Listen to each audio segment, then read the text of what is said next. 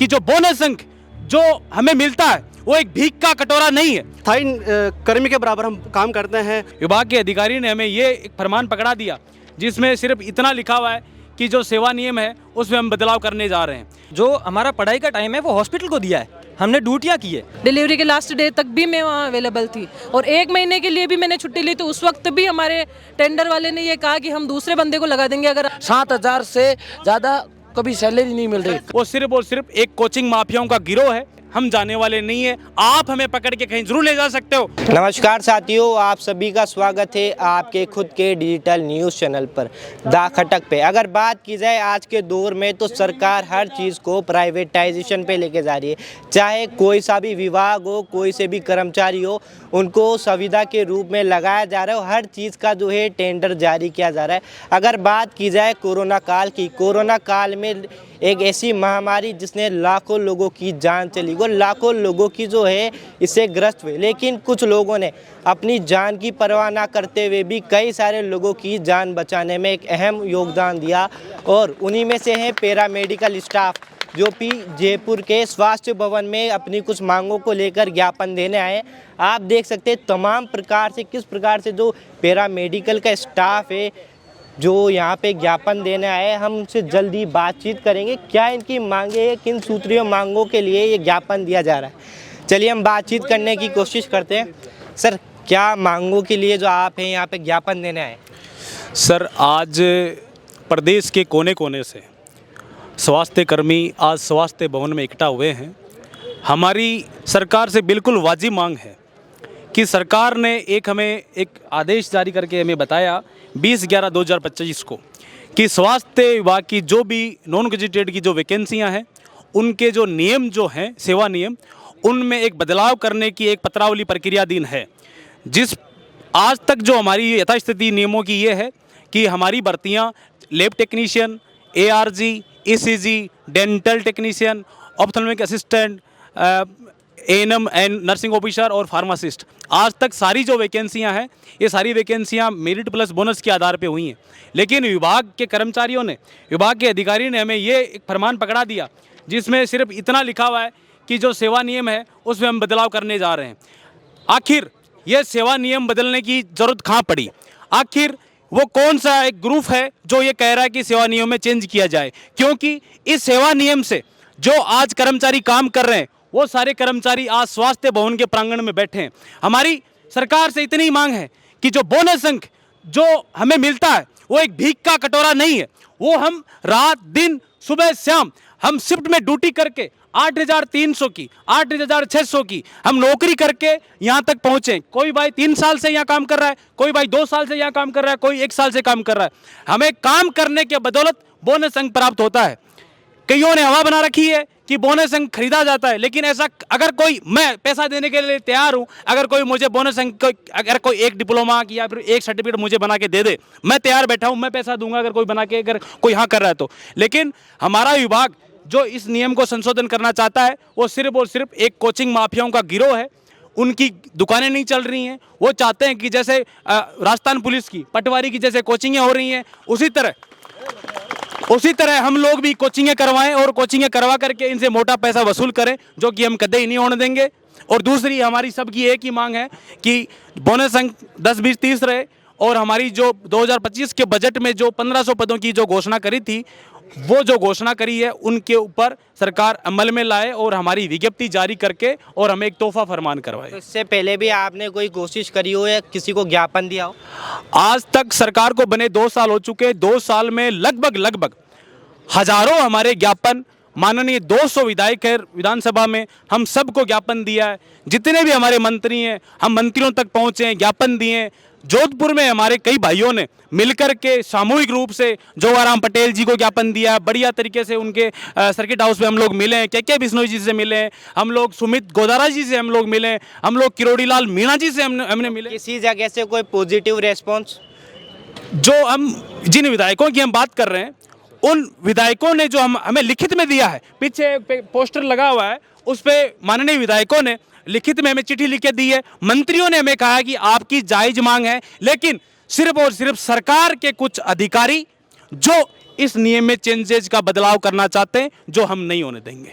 और अगर ये नियम में बदलाव हो जाए तो इसमें कितने जो पैरामेडिकल के स्टाफ है उनको परेशानी आएगी? सर लगभग अगर आंकड़ा हमने इनसे मांगा है, लेकिन ये लोग भी विभाग वाले देने में हिचकिचाते हैं कि अगर इनको एग्जिट अगर हमने दे दिया कि इतने लोग हैं तो बात मीडिया में आ जाएगी, और मीडिया में आ जाएगी तो बहुत बड़ा बवाल आ जाएगा। लेकिन हम मानते हैं कि कम से कम बता रहा हूं सर, 20,000 के आसपास नर्सिंग ऑफिसर, एएनएम वगैरह सब लोग, हम 20,000 लोग हैं जो संविदा पे काम कर रहे हैं, 8,600 की नौकरी कर रहे हैं। और अगर जो नियम से बात की जाए प्रदर्शन को, तो कई सारे लोग हैं ऐसा कहते हैं कि प्रदर्शन करना आज के समय में ट्रेंड है।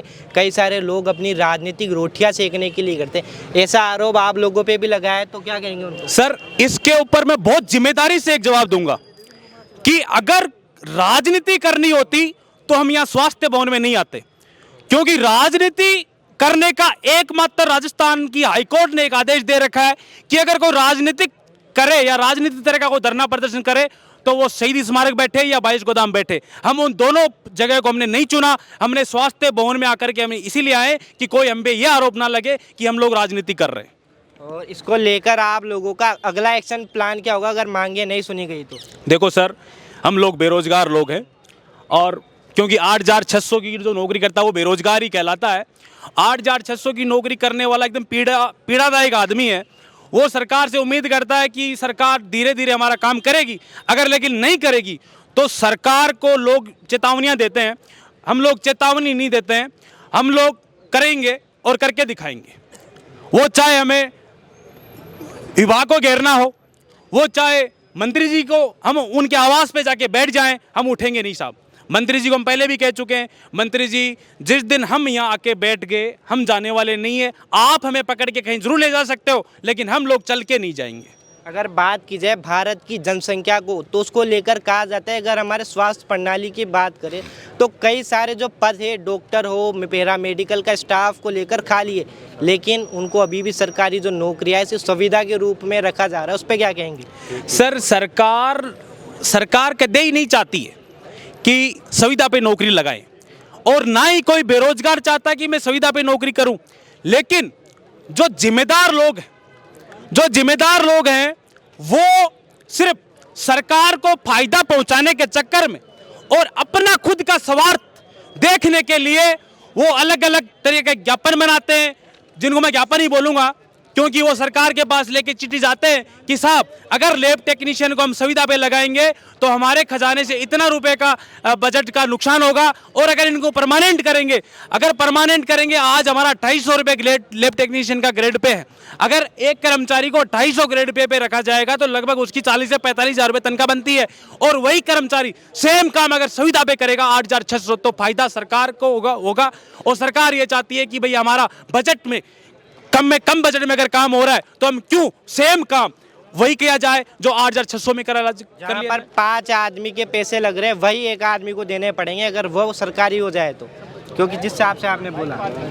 सर विभाग के ऐसे बहुत लोग हैं जिनकी यही इच्छा है कि मेरा सरकार से ये निवेदन है कि जो भी भर्ती आप करवा रहे हैं मेरिट प्लस बोनस पे करवाइए। आज हम स्वास्थ्य कर्मी चिकित्सा भवन इसलिए आए कि एक हस्तलिखित ज्ञापन दें सरकार को, जिससे उनकी नीड जगह कि वास्तव में जो चिकित्सा कर्मी है, जो बेरोजगार युवा है, जो निविदा और संविदा पे जो लगे हुए, वो क्या चाहते हैं। हकीकत बात ये, आज जितने भी जो पीछे आप देख रहे हैं जितने भी युवा हैं ना, सारे हॉस्पिटलों के अंदर काम करते हैं, निविदा और संविदा स्टाफ हैं, बेरोजगार लैब टेक्नीशियन, रेडियोग्राफर, फार्मासिस्ट भी है। कुछ लोग, हम लोग ये चाहते हैं कि हमारा 1965 जो नियम है वो यथावत रहे। हम नई बात भी नहीं रख रहे हैं, जो इतने वर्षों से जो चलती हुई आ रही है 1965 नियम के अनुसार मेरिट प्लस बोनस पे जो भर्तियां होती आ रही है, हम वही नियम चाहते हैं सरकार से कि हमने भी उसी बेस पे ही तैयारी की है हमारी, और हमने जो हमारा पढ़ाई का टाइम है वो हॉस्पिटल को दिया है। हमने ड्यूटियाँ की है, 6-6 घंटे 7-7 घंटे ड्यूटियाँ की है, भले होली हो, दिवाली हो, त्यौहार हो, तो उसमें हमारे जो निविदा कॉन्ट्रैक्ट जो स्टाफ है वो काम करता रहता है। मान लो अपने परमानेंट स्टाफ गांव भी जाए तो पीछे ये लोग देखते हैं। तो हम चाहते हैं कि हमने 6 हज़ार में अल्प वेतन में इतनी आज मजबूरी है 6 हज़ार में नौकरी करनी भी, ताकि क्या है कि हमारी नौकरी लगे। मेरिट प्लस बोनस से इतनी साल जो भर्तियाँ आई है, तो हम भी चाहते हैं कि भी ऐसी भर्तियाँ आती रहे। चलिए हम और लोगों से जो है हमारे बीच में हम उनसे बातचीत करते हैं कि कहाँ से जो लोग हैं वो प्रदर्शन के लिए आए हैं। चलिए सर, आप क्या कहना चाहेंगे और आप कहाँ से आए हैं? मैं जोधपुर से आया हूँ और मैं ये कहना चाहता हूँ कि ये हमने 6,000 की नौकरी की है। कितने साल से कर रहे हैं सर आप? मैं 3 साल हो गए, 3 साल से 3 महीने ऊपर हो गए, 3.5 साल हो गए। 3.5 साल। हाँ, और मैं 6,000 की नौकरी कर रहा हूँ और 6,000 में यदि सरकार अब बोल रही कि हमें लिखित एग्जाम कराएंगे तो पहले क्यों नहीं करवाया। और वेतन की बात करें तो क्या इसमें आपका खर्चा आपका हो जाता है? नहीं, बिल्कुल नहीं होता। 7,000 में खर्चा कैसे होता है, आप भी मानो। 7,000 में खर्चा कैसे पॉसिबल है। सिटी बस का किराया आना जाना भी हो जाता है, उसमें खर्च हो जाता है। और सैलरी 3-3, 4-4 महीने सैलरी नहीं आती है। सबसे बड़ी बात है 3-3, 4-4 महीने सैलरी नहीं आती है। और 6,000, 7,000 से ज़्यादा कभी सैलरी नहीं मिल रही। काम कितने घंटे करना पड़ता है आपको? 8 घंटे, 8 से 10 घंटे। 8 से 10 घंटे। हाँ, और मंथ में 4 ऑफ से ज़्यादा कभी ऑफ भी नहीं मिलता है। कभी ज़रूरी कार्य होता है या शादी ब्याह कुछ भी होता है, घर का फंक्शन, वो भी अटेंड नहीं कर पाते। चलिए, आप यहाँ पे देख सकते हो हमारे साथ हमारी कुछ बहनें भी, हम उनसे भी बातचीत करना चाहेंगे। जी मैम, आप कहाँ से हैं? हम भीलवाड़ा से हैं। भीलवाड़ा से। आप यहाँ पे ज्ञापन देना है और क्या कहना चाहेंगे आप? हम ये यही जो आप पत्र लिख रहे हैं इसके बारे में बताइए एक बार। हम यही कहना चाहते हैं कि वैकेंसी मेरिट और प्लस बोनस अंक पे आए और उनमें 1965 के नियम के अनुसार मतलब कोई संशोधन ना हो। देखिए, पहले एक समय पे काफ़ी सारे मांगे थी, लेकिन अब नियम को यथास्थिति पे रखने के लिए जो ये ज्ञापन है ये दिया जा रहा है। काफ़ी सारे कर्मचारी है पैरा मेडिकल के अपने हाथों से जो है ज्ञापन लिख रहे हैं। हम आपको दिखा सकते हैं किस प्रकार से जो ज्ञापन दिया जा रहा है उनकी कुछ मांगों को लेकर। और हमारे बीच में एक हमारी बहन है जो अपने बच्चे के साथ आई है और इसमें ज्ञापन दे रहे। मैम, क्या नाम है आपका? भावना जहांगीर, भावना जहांगीर जी। तो आप कहाँ से आई है? भिलवाड़ा से। और आप बताना चाहें क्या क्या परेशानी आ रही है पैरा मेडिकल के रूप में अभी आपको? सर, हम पिछले कई सालों से निविदा कर्मचारी के रूप में काम कर रहे हैं। हर बार ठेकेदार चेंज होता है और वो हमें बहुत सारी मतलब कई ऐसी सिचुएशन पैदा करता है जिसकी वजह से काम में हमको दिक्कत होती है। और हर बार वैकेंसी के लिए हम कोशिश कर रहे हैं कि बोनस पे, मेरिट बोनस पे ही वैकेंसी निकले। और इस बार अगर एग्ज़ाम बेस के लिए बोल रहे हैं, 3-3 साल से हम लोग जो जॉब कर रहे हैं वहाँ, वो हम किस वजह से कर रहे हैं? 8-8 हज़ार की नौकरी हम 3 साल से कर रहे हैं सर। अब अगर एग्ज़ाम बेस होगी तो हमारे 3 साल, वो पिछले जो 3 साल हमारे निकल गए, वो वापस नहीं आएंगे। और हम लोग यही चाहते हैं कि अब मेरिट और बोनस से ही वैकेंसी निकले। जैसे आपका एक छोटा सा बच्चा भी है, इसको लेकर भी जो आप वर्तमान में काम कर रहे हैं, तो सर, क्या मैं पूरी मेरे 9 महीने की जो थी टाइम पीरियड, उसमें मैंने 9 ही महीने वहाँ हॉस्पिटल में जॉब करी है। और उसके बाद भी मेरे को सिर्फ 1 महीने और 15 दिन पूरे 9 महीने आपने काम किया? लास्ट डिलीवरी के दिन भी मैं हॉस्पिटल में ड्यूटी पे ऑन ड्यूटी थी।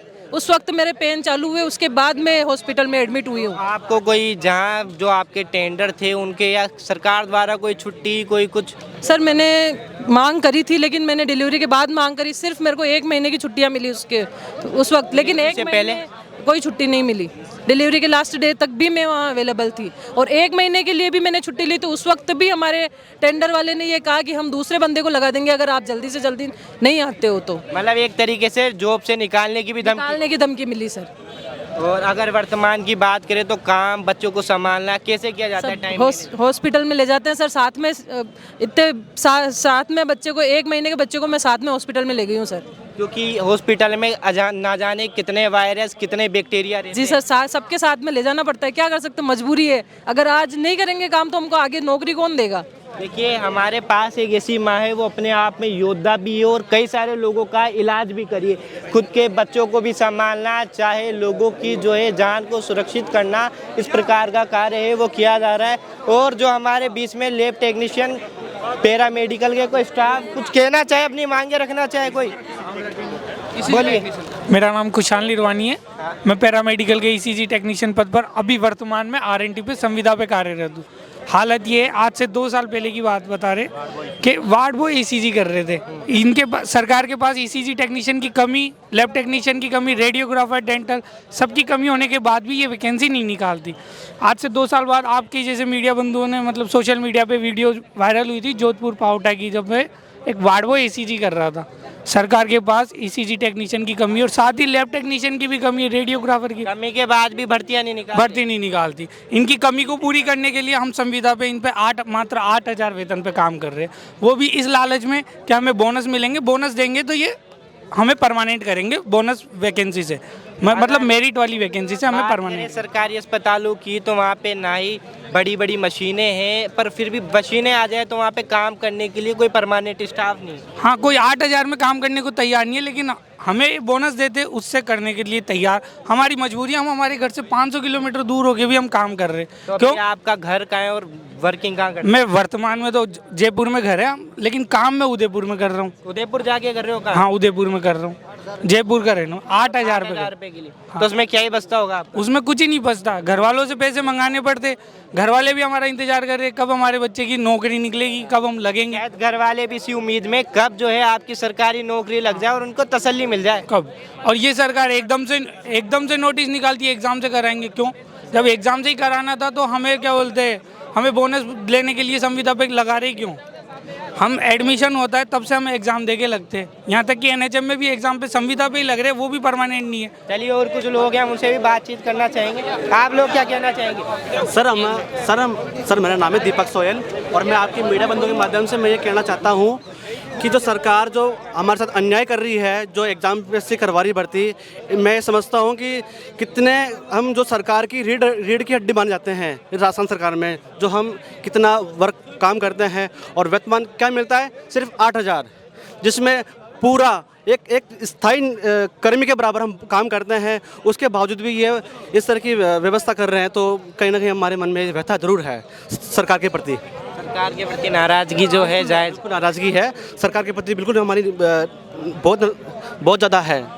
और अगर आप नर्सिंग कर्मचारी या पैरामेडिकल की जो टीम है उनके कुछ कहना चाहेंगे? सर मैं उनसे ये मैं आपके माध्यम से ये कहना चाहूँगा कि सर जितने भी यहाँ पे दूर दराज से किसी डिस्ट्रिक्ट से आए हुए लोग हैं, बहुत सारे डिस्ट्रिक्ट से लोग आए हुए हैं, मैं चाहता हूँ कि सरकार उनकी मांगों को सुने और उन पे विचार करके सीधी भर्ती मेरिट प्लस बोनस से करवाने का कार्य करे। अनेक बार जो लंबे समय से जो प्रदर्शन किए जा रहे हैं, तमाम नेताओं के पास कोई पॉजिटिव फीडबैक? सर तमाम नेताओं से हम ये बिल्कुल 200 विधानसभाओं में अपने मंत्री से, विधायकों से मिले हैं और उन्होंने भी हमारा पक्ष बिल्कुल एकदम मजबूती से रखने का विधानसभा में हमको समर्थन दिया है कि हम आपकी मांग विधानसभा में ही पहुंचा के रहेंगे और हम जो चाहते हैं कि मेरिट प्लस बोनस के आधार पर वो करवाने का पूर्ण उनका काम है। मैं पैरामेडिकल का स्टूडेंट रहा हूँ। मैं 2 साल से कार्यरत हूँ निविदा के ऊपर। हमारी ये प्रॉब्लम चल रही है, सरकार से मांग भी है कि हमें 2,500 पदों पे लैब टेक्नीशियन की भर्ती दी जाए। प्रॉब्लम ये है कि हमारे नियम 1965 वाले में छेड़छाड़ हो रही है, क्योंकि उसमें छेड़छाड़ होगी तो हमारा भविष्य ख़राब होगा। भविष्य ख़राब है तो हमने जो एक्सपीरियंस पे काम किया है वो गर्त में गया। तो इस प्रकार से काफ़ी सारे स्टूडेंट हैं, पीछे भी है, आप देख रहे हो, वो सब के सब निविदा कर्मचारी हैं। ना किसी का 8,000 में घर बढ़ रहा है, ना किसी कर्मचारी का। और जो ठेका कर्मी होते हैं सब है, वो सब क्या है अपनी अपनी व्यवस्थाओं से लेते हैं, जो भी उनकी प्रक्रिया है लेन देन की, कोई भी प्रकार की भी हो। कुछ जगह एग्ज़ाम होते हैं, कुछ जगह सेटिंगें होती हैं, कुछ जगह आधिकारिक दबाव होते हैं, उससे निविदा पे लगते हैं। वो फेस किया जाता है। फिर ये ऐसे नियम आ जाते हैं कि भाई एग्ज़ाम हो रहा है, तो एग्ज़ाम होगा तो फिर वो 3 साल से क्या कर रहा था वहाँ पे, ना तो करियर बना सका अपना। अगर उसका सिलेक्शन नहीं हुआ तो वो गया, भाई जो 3 साल से काम कर लिया उसका सिलेक्शन नहीं हुआ एग्ज़ाम के अंदर, तो उसका 3 साल बर्बाद हुई, पढ़ाई छूट गई, वो बर्बाद हुई। तो भाई पढ़ाई भी छूट गई, घर से भी खराब हो गया, 3 साल हॉस्पिटल में काम भी कर लिया, तो भाई उसका तो जीवन बर्बाद हो गया। अब वो बाहर जाकर किसी प्राइवेट लैब में काम करेगा। प्राइवेट लैबों में 5-5 हज़ार देते हैं, डिप्लोमा है नहीं है, लैब रजिस्टर्ड है नहीं है, वो भी प्रॉब्लम है। तो इस दुविधा को निकालने के लिए भर्ती है जो एग्ज़ाम बेस पे ना कराकर सीधी भर्ती करवाई जाए। आप क्या कहना चाहिए? सबकी यही की मांग है। मैं यही कहना चाहता हूँ कि 4,000 पदों की जल्द से जल्द भर्ती निकाली जाए और मेरिट प्लस बोनस अंक के आधार पर वैकेंसी निकाली जाए। हम आज 2-2, 3-3 साल से यहाँ पे बैठे हैं, सभी साथीगण जो ज़्यादा से ज़्यादा 2-3 साल से गवर्नमेंट में काम कर रहे हैं, कम वेतन पे काम कर रहे हैं, 7,500 में काम कर रहे हैं। तो वो सबकी एक ही मांग है, मेरिट प्लस बोनस अंक और परमानेंट भर्ती जल्द से जल्द निकल। मेरिट प्लस बोनस अंक और परमानेंट भर्ती है वो हो। अगर देखिए अगर ये फैसला नहीं आया तो उसको लेकर आप लोग क्या करेंगे आगे? फिर हमें और धरना देना पड़ेंगे, से लड़ाई करेंगे और क्या है? अपना सरकार के खिलाफ धरना करने। एक बात कही जाए तो इसके लिए आपने लंबे समय से जो है पैरामेडिकल के स्टाफ के रूप में जो अस्पतालों में काम किया, और अगर वो 3 साल 4 साल से अधिकांश लोगों का समय वो एक तरीके से व्यर्थ हो जाएगा। हाँ भाई, ख़राब होना ही है वो समय। अगर एग्ज़ाम प्लस मेरिट भी आए तो भी एग्ज़ाम वो ख़राब ही है भाई। हम काम इसीलिए करें हमारा बोनस जुड़े। अब वो बोनस नहीं जुड़ेगा, एग्ज़ाम हो जाएगा तो वो गया। और संघर्ष तो हमें सरकार से करना पड़ रहा है। सरकार को भी हम ही ने बनाया है। सरकार हमारे साथ ये खेला करेगी तो भाई हम तो सरकार से लड़ाई करेंगे भाई। संघर्ष ही जीवन है, पर खराब हम ही होंगे क्योंकि हमारा भविष्य है। हमें सरकार सपोर्ट करे या ना करे भाई, सरकार 5 साल की है, 5 साल बाद में और सरकार आएंगी, पर हम उनको ये सोचना चाहिए कि भाई ये स्टूडेंट इससे पहले भी थी, उस सरकार में कुछ मिला आपको पॉजिटिव? भाई उसमें ये है कि उसने वैकेंसी डाली, डायरेक्ट डाली भाई। वो वैकेंसी सरकार में कंप्लीट हुई है, पर वो सीधी इस बार जब से बीजेपी की सरकार आई तब से मैं बात करूं तो यहाँ पे पैरामेडिकल के लिए कुछ अच्छी खबर आई? भाई पैरामेडिकल के लिए फ़िलहाल कोई अच्छी खबर नहीं आई है, क्योंकि जो घोषणा थी 50,000 कर्मचारियों की भर्ती करेंगे मेडिकल के अंदर, पैरामेडिकल की उसमें पद थे, वो पद कहाँ गए? जो बीजेपी ने वैकेंसी कंप्लीट की है वो भी पिछली वाली सरकार की ही इन्होंने कंप्लीट की है। अब सरकार स्वास्थ्य विभाग की जितने भी जो वो स्कीम्स चल रही है वो सब निविदा और संविदा कर्मियों के ऊपर ही चली जा रही है। अगर बात की जाए सरकार का एक डायलॉग रखता है, हमने 2 साल में इतना कर दिया कि उनके 5 साल में नहीं 2 साल में उन्होंने कुछ नहीं किया, बल्कि ये जी मेडिकल की बात करें उन्होंने कुछ नहीं किया। जो भी सारी स्कीमें चलती हुई आ रही थी वो सारी पिछली सरकार की ही कंटिन्यू हुई है, नया इन्होंने कुछ नहीं किया है। बल्कि इन्होंने ये जो एग्ज़ाम वाली चीज़ निकाली है ये भी अभी सुनने में आई, ऐसा कोई नियम नहीं था। और अगर इनको सरकार को एग्ज़ाम का करना ही था तो सरकार जब आई थी तब वो स्पष्ट रूप से करती। और ये जो ठेका प्रथा है जो 7,500 में लोग वह काम कर रहे हैं, इसको ख़त्म करना था। जो लोग ठेका पे लगे हुए हैं, दिन के 6 नाइट ड्यूटी 12 घंटे की होती है वो करते हैं, वो लोग फिर पढ़ाई में लगते हैं। अगर ये चीज़ हो जाती, सरकार को पता है अगर निविदा और संविदा कर्मी नहीं रहेंगे, अगर वो पढ़ाई करने बैठ जाएंगे तो उनकी जो स्कीमें हैं, जो पेशेंट्स लोग होते हैं उनको जो सुविधाएं मिल रही है वो नहीं मिलेगी। ये देखिए वीडियो देखने पर काफ़ी सारे लोगों के एक डाउट होगा मन में निविदा और संविदा को लेकर, ये आप एक बार विस्तार में बताइए। देखिए कॉन्टेक्ट जो कॉलेज होते हैं, मेडिकल कॉलेज होते हैं, उसमें ठेका निकलता है कि इतने पोस्टें वैकेंट है हमारे, तो उसमें हमको वो लोग काम करने वाले लोग कर्मचारी चाहिए, तो उस हिसाब से ठेका निकलता है। और ठेके पे लोग बाग लगते हैं 7,500 से लेकर 8,000 साढ़े 8,000 तक। और संविदा कर्मी वो होते हैं जो सरकार डायरेक्ट यूटीपी बेसिस पे या वैसे निकालती है, उनकी NHM के थ्रू निकालती है। जैसे अभी वो एग्ज़ाम भी हुआ है, NHM का भी हुआ, तो उन दोनों में अंतर था। यूटीपी में सैलरी थोड़ी ज़्यादा होती है, ठेके पे और भी कम होती है। ठेके पे ये भी शोषण होता है कि ठेके वालों का कोई डायरेक्ट लिंक नहीं होता सरकार से, ठेकेदार जब चाहे उनको अपनी मर्जी से निकाल सकता है। अभी अगर मैं बात करूँ कि जो ठेकेदार है आपका, अगर वेंडर चेंज हो जाए तो आप सब लोगों को क्या परेशानी आती है? हमको ये परेशानी आती है, अभी जैसे हमारे हॉस्पिटल में आई थी कि ठेकेदार ने पैसों की डिमांड की थी।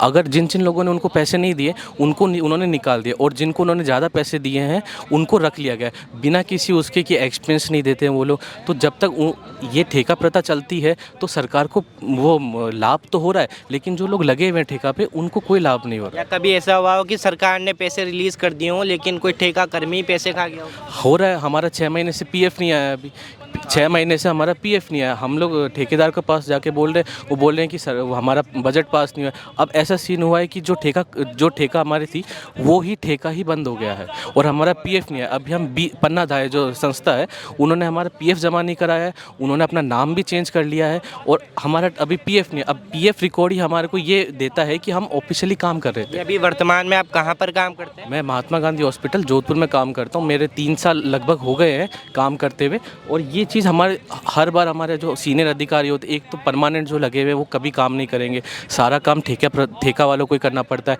और अगर हम कुछ ऐसा भी बोल देते हैं कि हमको जाना है या हमारा कुछ काम है, सीधा हमको ये धमकी मिलती है कि कल से मत आना। ये वाली चीज़ होती है कि आपको कल से आने की ज़रूरत नहीं है। हम लोग ये भी नहीं कह सकते ना सुपरिटेंडेंट को ना सरकार को, क्योंकि हम किसी के कर्मचारी नहीं है। ठेका वाला हमको बोलते हैं और जब चाहे वो अपने मर्जी, ये धमकी मिलती है कि आपको निकाल देंगे। हम लोग जैसे यहाँ पे कई बार ज्ञापन देने के लिए बोला सर छुट्टी चाहिए हमको, तो बोला नहीं कल से मत आना, ये सीन है हमारा। तो इसलिए हम लोग ये है कि हमारे जो हमने काम किया 3 साल से हमारी सेवाएं दी है, जो पेशेंटों को हमने काम किया अपना, तो उस चीज़ का हमें बेनिफिट मिले। और अगर सरकार को एग्ज़ाम ही कराना था तो ये ठेका पता बंद करके सिरे से पूरा वो पहले से ही कराती।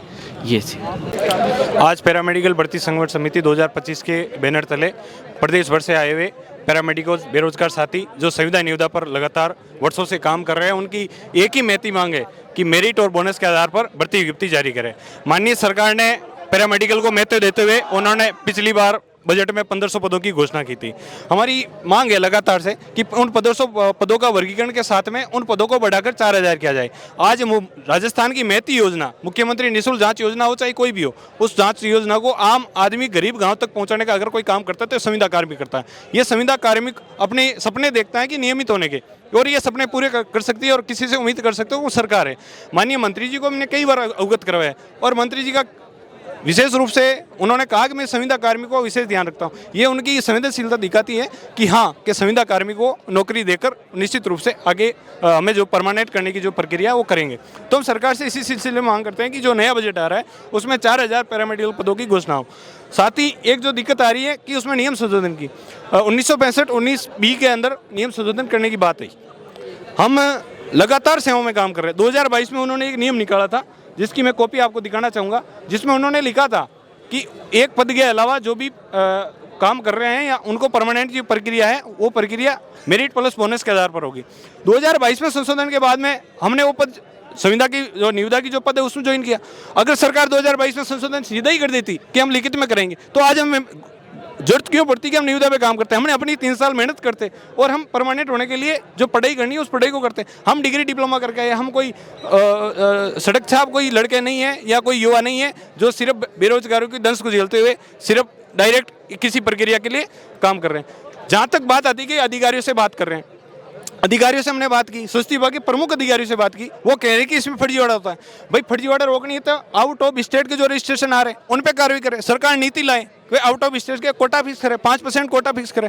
तो इस प्रकार की नीतियां बना के आप फर्जीवाड़ा रोक सकते हो। जो मेरिट और बोनस का जो माध्यम है उस माध्यम को ये स्वास्थ्य विभाग के कर्मचारी पैरामेडिकल या लैब टेक्नीशियन रेडियोग्राफर है, आप इनकी जो मेरिट और बोनस का जो नियम है उसको यथावत रखते हुए करें। और अगर आपको फर्जीवाड़ा रोकना है तो तीनों काउंसिल है, नर्सिंग काउंसिल हो, फार्मेसी काउंसिल हो, पैरामेडिकल काउंसिल हो, इन तीनों काउंसिल चारों काउंसिल के अंदर आप ऐसा सिस्टम बैठाओ कि आउट ऑफ स्टेट के जो रजिस्ट्रेशन आ रहे हैं उनको आप निश्चित रूप से रोकाओ। अगर ऐसी नीति बनती है तो फर्जीवाड़ा रोक सकते हैं। एक तरफ पेपर लीक की घटनाएं और दूसरी तरफ एग्जाम की लगातार मांग, ये निश्चित रूप से कहीं ना कहीं कोचिंग माफियाओं का जो दंश है वो बढ़ने की संभावना हो सकती है। तो हमारी यही महती मांग है, मेरिट और बोनस के आधार पर लैब टेक्नीशियन के 2500 पद, रेडियोग्राफर के 830 सहित डेंटल टेक्नीशियन, ऑप्थोलॉजी टेक्नीशियन और ईसीजी टेक्नीशियन के पदों पर भर्ती विज्ञप्ति जारी करते हुए इन पैरामेडिकल कार्मिकों को नियमित करने की मांग है। सरकार पूरी करे और पूरी उम्मीद है माननीय भजनलाल जी शर्मा और माननीय चिकित्सा मंत्री राजा साहब गजेंद्र सिंह की खींवसर इस मांग को महत्व देकर इसको पूरी करेंगे और हम नियमित हो।